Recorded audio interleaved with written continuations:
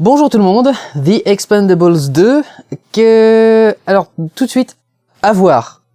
C'est un vrai petit plaisir, je vais développer ensuite, mais à voir de toute façon. Expendables 2, reprenons depuis le début. Il y a 1 ou 2 ans, Stallone lance un projet sur un scénario qu'on lui a proposé, de réunir dans un seul film toutes les têtes d'affiche des films d'action, modernes ou anciennes, puisqu'il y avait Couture aussi bien que Lundgren, Stallone et Jet Li. Tout le monde était vachement impatient, tout le monde avait envie de voir ça, un truc avec les plus gros bras des films d'action, ça allait forcément être génial. Et alors je sais pas si les autres étaient comme moi, mais moi j'avais été particulièrement déçu par Expendables, parce que d'une part c'était filmé avec les pieds, c'était une catastrophe. Je me souviens dès la scène d'introduction dans le cargo, c'était une horreur, on comprenait rien à ce qui se passait, c'était pas parce que c'était trop sombre, simplement parce que c'était mal cadré et que c'était mal monté. Et du coup, c'était déjà assez mal parti. Et le reste du film se prenait extrêmement au sérieux. Et je m'attendais absolument pas à ça. Je m'attendais, avec un projet pareil, normalement on se prend pas au sérieux. Et je m'attendais à un gros délire où ça allait exploser de partout, ça allait machin. Et on me sort une espèce de blues du mercenaire avec Mickey Rourke qui te fait une tire-larme pour te dire que c'est atroce et que j'avais les morceaux de mon ami partout sur moi et de cette petite fille et machin. Et j'ai vraiment pas compris où est-ce qu'il était parti avec ce film. Il avait vraiment envie de faire un truc sérieux manifestement. Et étant donné le postulat de base, c'était pas le bon développement pour ce scénario, c'était pas le bon développement pour ce projet. Donc j'ai vraiment pas compris ce qui lui était passé par la tête, et je suis sorti du cinéma assez déçu. Et donc du coup, quand ils ont annoncé le nouveau, je me suis dit bon, faut voir, peut-être qu'il va mieux faire. Quand ils ont annoncé qu'il allait avoir Chuck Norris, Jean-Claude Van Damme, Bruce Willis et Arnold Schwarzenegger, je me suis dit bon, là il a enfin compris ce qu'il avait entre les mains, quoi. Il a enfin compris la portée du projet. Et The Expendables 2 est ce qu'aurait dû être Expendables 1. Ça commence directement avec une scène complètement débile, bourrée de testostérone, mais au point d'en faire pousser un deuxième pénis tellement il y a de testostérone là-dedans. C'est les camions avec des phrases débiles marquées dessus, genre salut pour le truc qui va défoncer le mur, ou des trucs dans le genre, enfin c'est que des trucs débiles. Une bataille de one-liners, de grandes phrases cultes. Avec Schwarzenegger forcément, ils sont à fond sur I'll Be Back et tout le bordel. Ils font des combats comme ça de phrases. Quand Chuck Norris arrive, ils sortent un Chuck Norris fact. Ils ont été jusque-là, alors je sais pas s'ils ont cherché un qui existait déjà ou s'ils l'ont créé pour le film. Je l'avais jamais entendu celui-là. Mais il y a un Chuck Norris fact quand Chuck Norris arrive qui est juste, mais délirant, et la salle a applaudi, et moi le premier au moment où c'est arrivé, quoi. C'était tellement génial. C'était exactement ce qu'on attendait de ce film. C'est Van Damme qui fait du Van Damme avec ses lunettes, pire que David Caruso avec ses lunettes, en train de les remettre, de les enlever. Il sort une phrase philosophique à deux ou trois reprises, en particulier quand il sont dans sa mine. Alors l'histoire. En général, parce que maintenant j'ai parlé à quel point c'était génial, donc un peu d'histoire, même si c'est pas l'intérêt principal du film. L'équipe je sais même plus comment il s'appelle d'ailleurs dans le film. Donc l'équipe de Stallone est envoyée en Albanie. Non, attendez. Oui, en Albanie, par Bruce Willis qui bosse à la CIA. Et ils sont envoyés là-bas pour récupérer un coffre-fort qui contient un truc vachement secret. Et ils doivent absolument le récupérer, et ils y vont avec une gonzesse. Donc Stallone dit je veux pas faire le babysitter, etc. Évidemment, la nana c'est une nana qui a autant de testostérone que lui quasiment. Ils sont envoyés là-bas, et manque de bol, quand ils arrivent, ils se font doubler. Et un des membres de l'équipe se fait avoir par donc le grand méchant Van Damme, qui s'appelle quand même vilain, qui déjà tellement, rien que ça montre que le film il a compris ce que c'était. Le méchant c'est méchant. Je suis le vilain, je suis le méchant. C'est ça. Il faut qu'il soit l'incarnation d'une idéologie de la testostérone poussée dans tel ou tel recoin. Donc Stallone fait du Stallone, fait du Rambo, enfin voilà, un peu en même temps le colonel de Rambo justement. Il a cet aspect un petit peu patriarche, un peu je veille sur mes hommes, un peu donc qui est assez sympa. Schwarzy a sa propre unité d'intervention, donc un peu opposée à Stallone.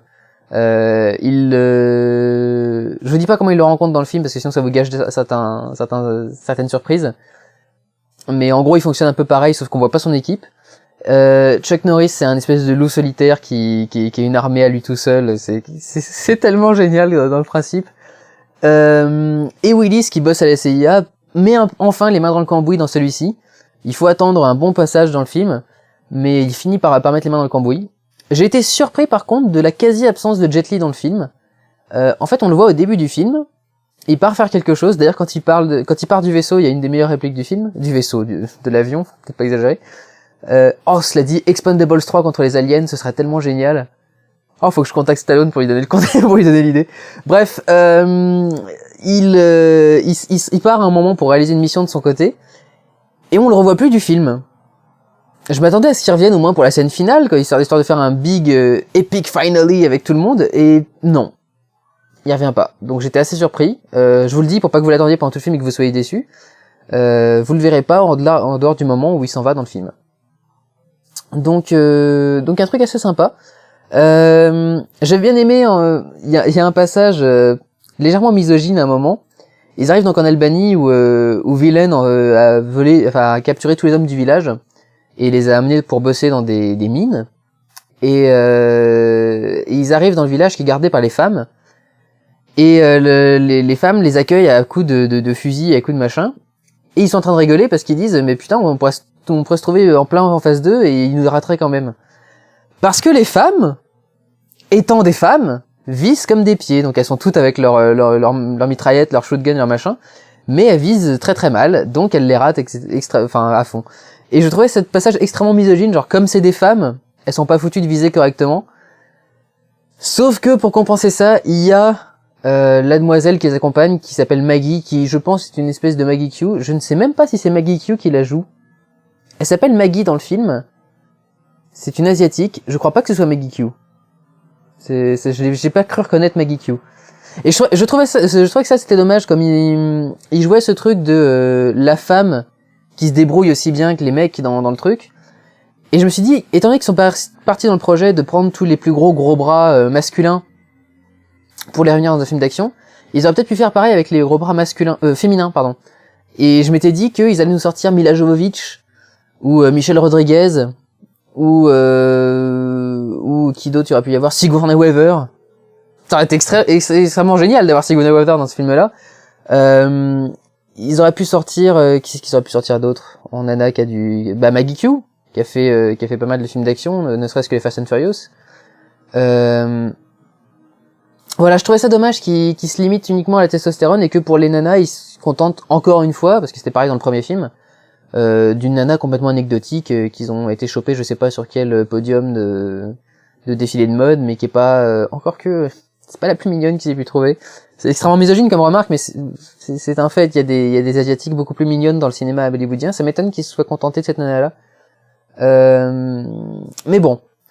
Et c'est vraiment extrêmement bien foutu, il y a beaucoup de guerres de one-liners, qui est vraiment ce qu'on attendait d'un Expendables, c'est, Schwarzenegger avec ses Je reviendrai, Bruce Willis avec ses yippee-ki-yay, voilà, il parle même de Rambo à un moment dans le film.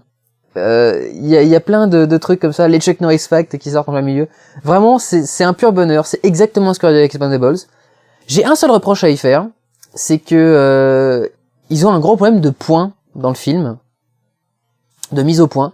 Il y a énormément de plans qui sont flous.